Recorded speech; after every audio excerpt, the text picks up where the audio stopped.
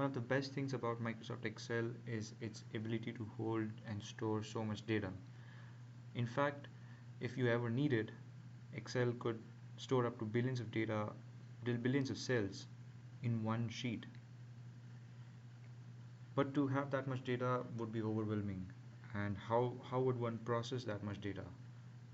So we have a small example here, and we'll try to use a tool called PivotTables that could help us in that kind of scenario where we have a lot of data and we need to analyze it and store it. So we have an electronics shop sheet where every salesperson is listed, and every by the date and by the items that they've sold on that particular date, with the quantity of those items by that shop, by that salesperson in that shop, and the unit cost of that item and the sales that has resulted due to that sort of transaction on that day. So we have a lot of data. Number of rows, the count is 688, and we have a few problem statements that we need to solve, and we'll be using pivot tables to solve that.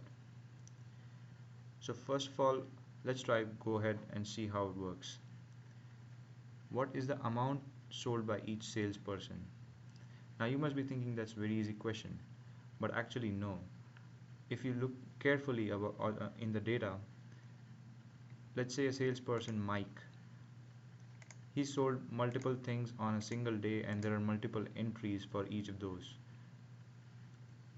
This means the total amount sold by a salesperson, that data is spread out on a huge chunk of rows, and we need to somehow be able to, within minutes, be able to calculate what's the total amount of sales that Mike has affected in the shop during the whole January to February period.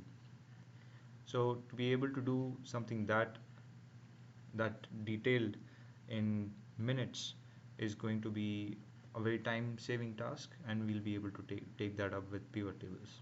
So let's do that. First of all, we'll select all the data, including the headers of the of all of these, and to do that, one way is to drag it all the way down. I do it the easier way. We just select the first cell, press shift plus control, and towards the right side, the right arrow key, and we again shift plus control and bottom arrow key. It will take you all the way to the last row that is there, and basically all the data is now selected. Now once we have all the data that is selected, we can go to insert tab and select pivot table.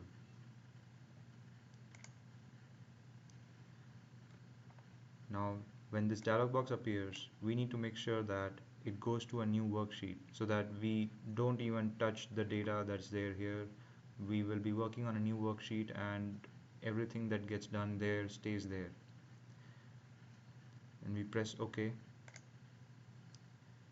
and we see there's another sheet that's got added, and this is the pivot table, but right now it's empty. That's totally fine. So the way to take this up, first we'll again have a look at the question that we had at hand. It said, what is the amount sold by each salesperson in this whole period, basically. So we'll go to the pivot table sheet, and we'll select the salesperson, because one of the fields has to be a salesperson. And what is the amount that each salesperson has sold? So we have the salesperson listed already, and the amount would be the sales. The other way of adding one of these fields to filter column, rows, or values is to drag them. So we'll try dragging it this time. So we'll drag sales to values, and there you have it. That question was solved within like a minute. So Abdul sold $536,000 worth of transaction, and so on. So it's basically we have all the data of how the sales took up. That's very interesting, right? Like, you could just do wonders with this kind of tool. Let's try and solve this next question that we have.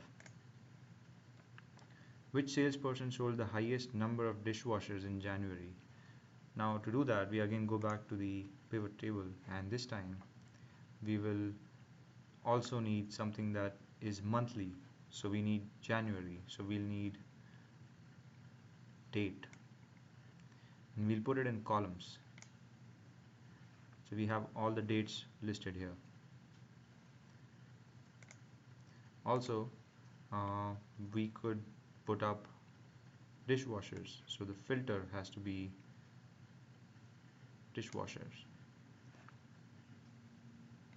and we will go here and select dishwashers, and the data is only consisting of dishwashers.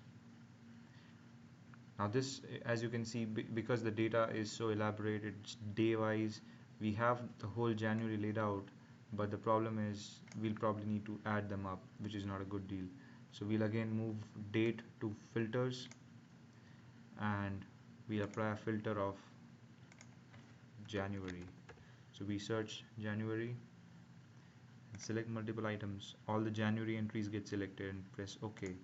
So all the dishwasher items and all the January items are selected, and we can now see which salesperson sold how many dishwashers in the month of January. So that's again wonderful tool. We could do something so complicated within minutes, and the amount of data is pretty big. The next question that we have is, what is the total amount of sales for each equipment? That sounds pretty simple. Now we'll remove all the filters. Now to remove any of these, we'll just drag them out and leave them. It'll get deleted. So we're back to the initial stage where we just had salesperson and sum of sales, and we're trying to find what is the total number or total amount of sales for each equipment. So we're not concerned about salesperson now, so we could just remove salesperson from there. But this time we need the item or the equipment that we have in our store. We'll put that in the rows, and there you have it. This is the sum of the sales. Now also it said the amount of sales, but it's very easy to even show what is the number of dishwashers that were sold or the number of microwaves, and for that we'll just do quantity, and we'll put that in sum of values as well. Mind you, I'm putting up everything that's with the numerical value in sum of values. That's the usual practice, because we want to add all of those individual entries that had dishwasher. We are adding them up and putting it in one cell. That's why we have put it in sum of values. If you would have put it in column, the whole thing would have looked very funny, and the data would not have made any sense. So at the initial stage, one needs to practice on pivot table and try and figure out which configuration works to get the data processed in the right way. So right now you can see what's the number of dishwashers sold, and what's the number of washing machines sold, and all of them, and what's the related sales numbers or the monetary transaction involved. Now we look at the last problem statement. What was the day with Mike's best personal performance? Well, again, we'll have to remove items from here or sum of sales, and we'll just go or even remove quantity from here. We'll select the salesperson in the rows, and we'll select the sales in sum of values. And this time, instead of putting the date in filter, we'll put it in columns. So we have Mike, we have basically all the salesperson. That's not what we wanted. Again, it's all about playing around. So we'll put, now the salesperson would go into filters, and you can manipulate the filters from on the left side here with the drop down menu, and we'll just select Mike because that's the only entry we need. So this is all Mike's data. To view it in a better way, we can move date from columns to rows, and there you have it.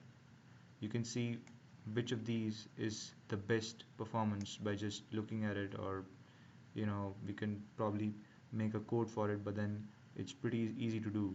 So yeah, I can clearly see it's going to be 30th of January, Wednesday. So yeah, so that's how this can be taken up as well. So we learned pivot table and its uh, process of implementation and its advantages in these few minutes. Thank you.